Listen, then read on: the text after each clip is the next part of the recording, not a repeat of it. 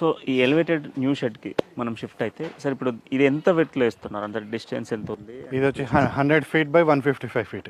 Okay, 100 feet 155. Okay, so ఇప్పుడు కింద మొత్తం మనం చూస్తే అన్ని పిల్లర్స్ మనకు కనిపిస్తూ ఉన్నాయి, ఓవరాల్గా అన్ని పిల్లర్స్ వేశారు.